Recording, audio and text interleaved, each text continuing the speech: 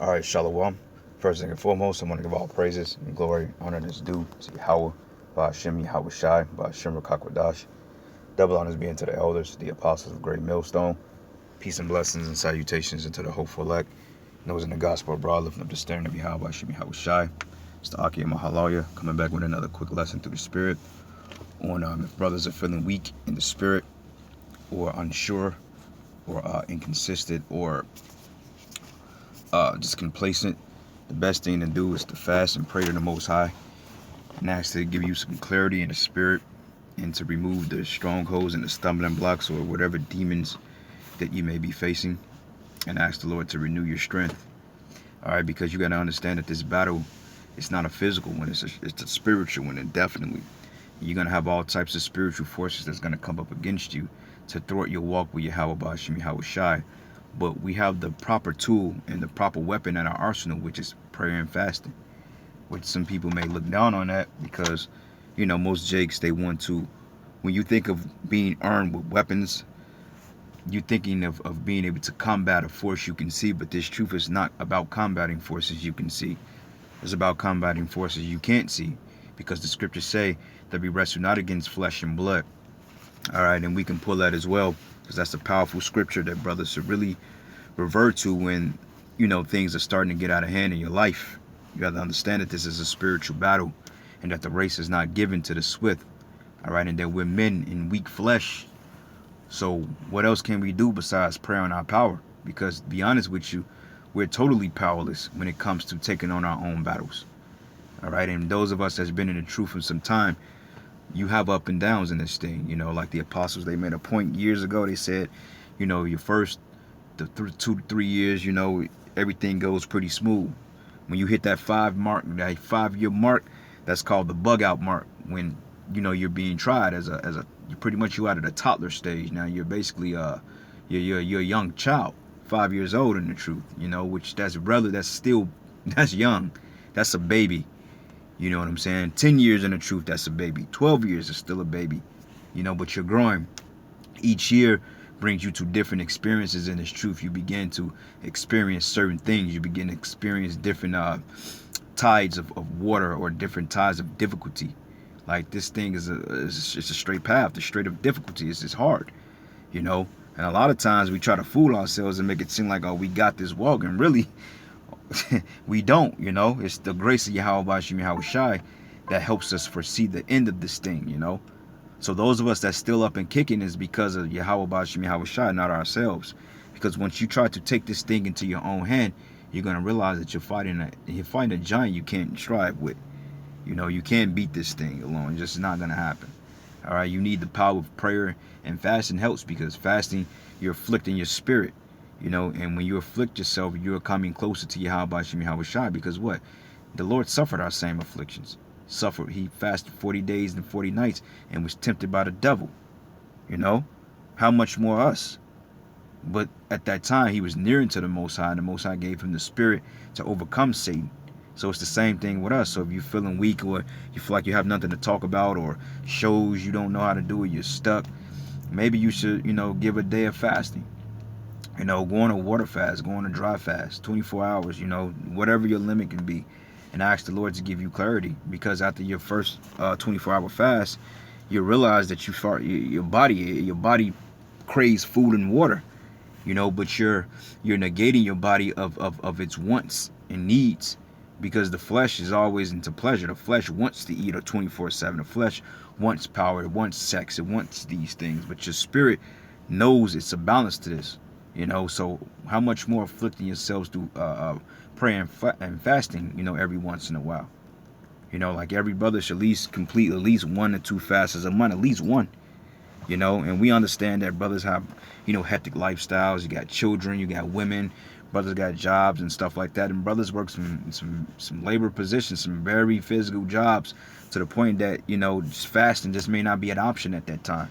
Because you fast and you go out there and you end up shoveling snow or working at some type of factory, or bricklaying, carpentry, or whatever profession brothers may deem to be themselves in.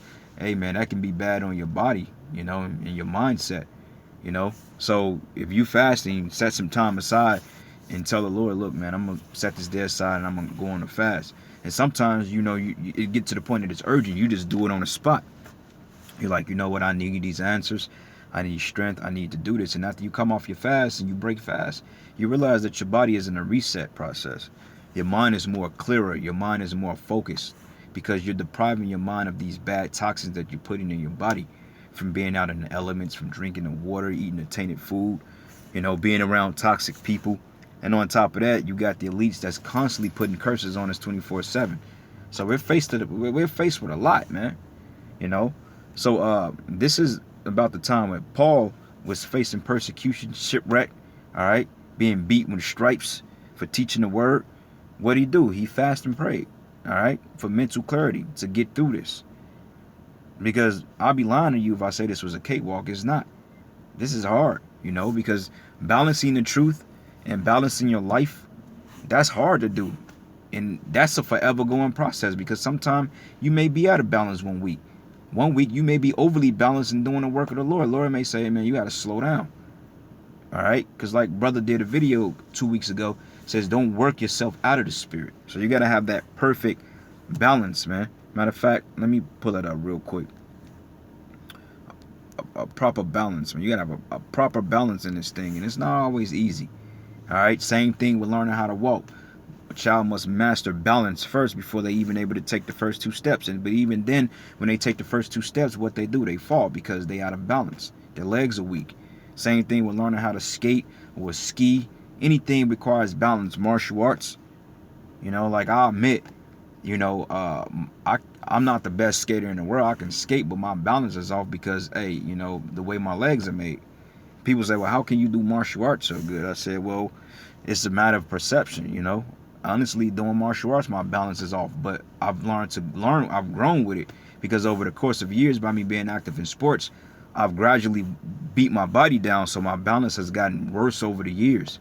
But when I was a kid, I had perfect balance, but it comes from flipping and doing martial arts and, getting put in certain submissions and falling and flipping off walls and falling on your back. And that shit knocks your body out of balance. You know what I'm saying? So, but still to maintain that proper balance, it's hard to do. All right. So this is the book of Proverbs 11. And I'm going to start at verses 1. It says, a false balance is an abomination to Yahweh, but a just weight is his delight. All right. So you got to find that balance in this thing. You got to find how to balance your life and the truth, and you can't make having a family or kids and things like that your top priority. You can't make that an excuse as to why you're not going hard in the faith, because maybe if that is your excuse, maybe that's the problem. You attended to those things too much. Maybe you got the kids around too much. Maybe you're trying to play super dad too much. Maybe you're trying to play super husband.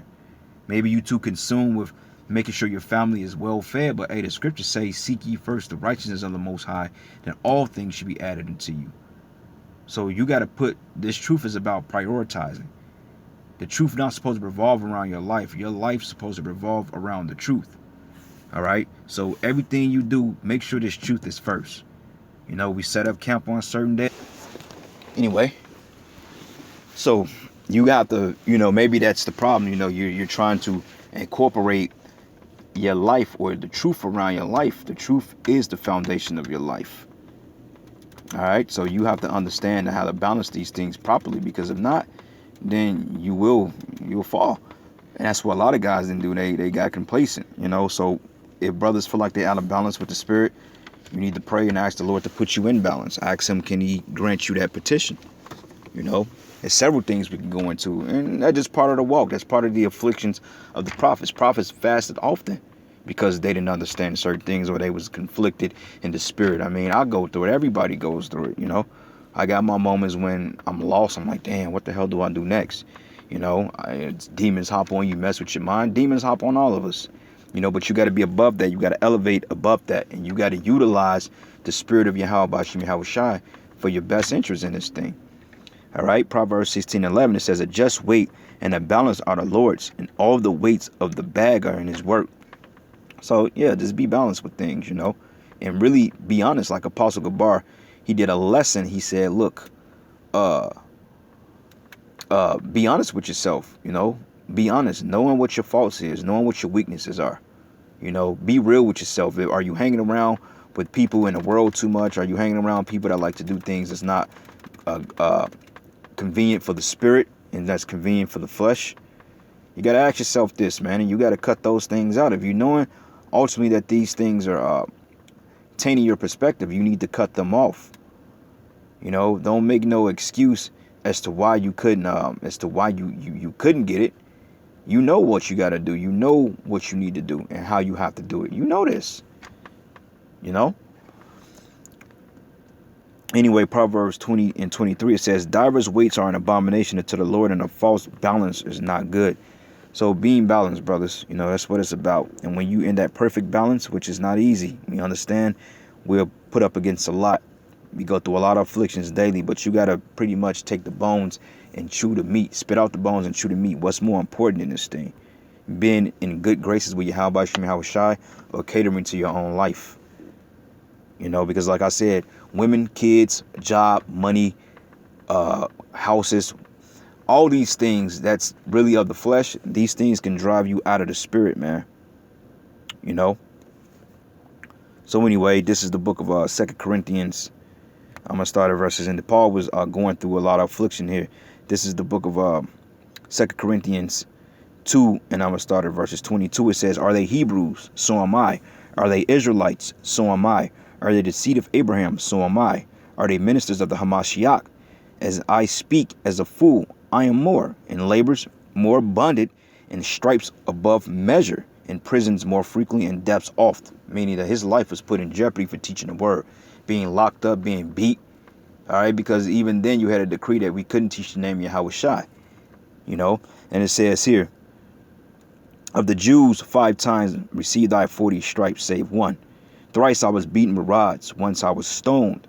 Thrice I suffered shipwreck, a night and a day, and I have been in the deep." All right, that's affliction for your ass. That's scary. That's being in tumultuous waters. Imagine you being out in the middle of the ocean somewhere with no way to get to island, and yet you got violent storms. You got all types of wild creatures in the ocean.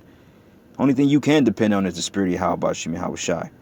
You know, and it says here, "In journeys, often in perils of waters, in perils of robbers, in perils by my own countrymen, in perils by heathen, in perils in the city, in perils in the wilderness, in perils in the sea, in perils among false brethren." Paul was in danger 24/7. You know, and we are too. You just got to know that. "But in weariness, in painfulness, in watchings often, in hunger and thirst, in fastings often." Meaning he was fasting often. This was a thing, he made it part of his daily regimen to fast. Why? Because, hey, he needed to. He needed the Lord. He needed to come near to understand the spirit, to understand what he was going to go through. You know? And it says here, "Fasting often in cold and nakedness. Besides those things that are without, that which cometh upon me daily, the care of all the churches." All right? So, hey, you got to put the understanding of this truth first. If you found yourself getting stuck, or you find yourself reaching a dead end, pray. Fast. You know? Like it says here in Tobit, it says prayer is good with fasting. So a lot of times, you know, you need to pray fast. You know, even if it's an intermittent fast, say, "Lord, I'm going to do a 12-hour fast." But then again, you want to fast to the point that you're really afflicting your spirit, because a lot of jakes can go 12 hours without getting hungry. So you got to up it to another level. You know, and a lot of brothers are afraid to test their limits, man, because they don't want to seem weak. But hey, we are weak. Like Paul said in the next verse down, I didn't read it. He said, am I not weak? You know? So yeah, of course, man, we in these bodies. We going to be subjected to a lot of infirmities, man. Mental mainly. Because this is a mental battle. You know? So this is the book of 2nd Esdras 5. And I'm going to start at 20. It says here, "And so I fasted 7 days, mourning and weeping like as Uriel the angel commanded me." So he was commanded to fast. Why? To get understanding. Because the angel told him, he said, "Well, look, man, the Most High said, you think you love these people more than me?"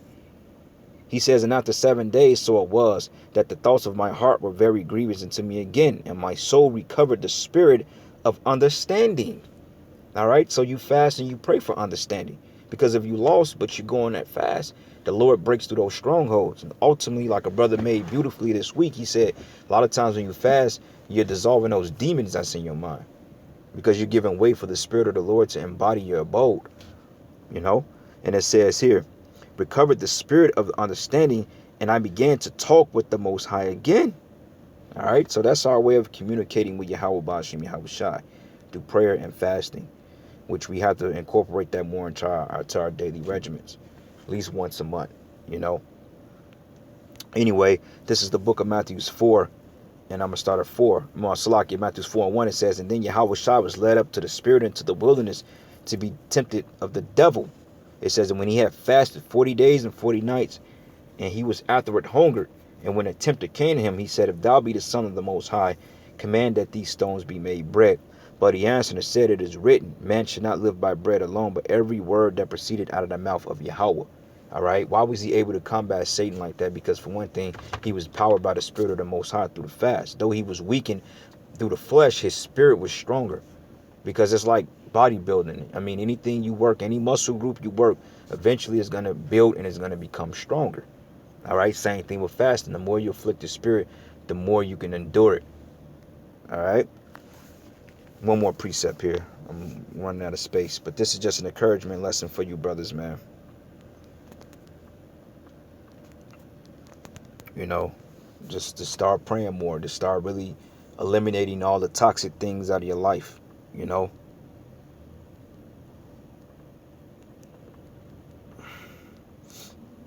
Eliminate the toxic things. Like I said, if you got a woman that's taking up too much of your time, learn how to balance that thing out. If you got kids, and so forth like that, man, you got to attend to them. You might need to find a different way to deal with that. All right. So this is the book of James 1, and I'm going to start at verses 2. It says, my brethren, count it all joy when you fall into diverse temptations. Paul did, knowing this, that the trying of your faith worketh patience. All right. So sometimes you will get complacent, but let patience have our perfect work, that you may be perfect and entire and wanting nothing. And if any of you lack wisdom, let him ask of the Most High, that give it to all men liberally, and upbraid it not, and it should be given him. But let him ask in faith, nothing wavering. For he that wavered is like the wave of the sea, driven with the wind and tossed. All right. So there you go, man. If you need faith, ask. You know, pray to the Most High. You know, ask the Lord to build you up in the spirit. All right. One more precept here. Let me find it. I think it is. Is it James 5?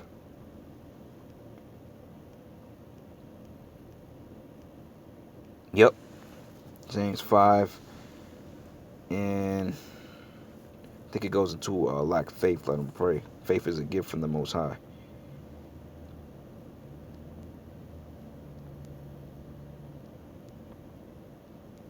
Yep, James 5, and I'm going to start at verses 13. It says, is any among you afflicted, let him pray. Is any merry, let him sing psalms. Okay. Is any sick among you, let him call for the elders of the church, and let them pray over him, anointing him with oil in the name of Yahweh Shai. All right. So, hey, mental clarity, having a strong will, those are all afflictions that Satan has put upon us, man. You know, and you got to overcome it through the spirit. And anyway, I would read Ephesians, the 5th chapter, but I think my device is going to run out of storage. So anyway, I'm ending there, giving all praises and glory and honor that's due to Yahweh Bashim Yahweh Shai. And with that, Shalom and a Baba.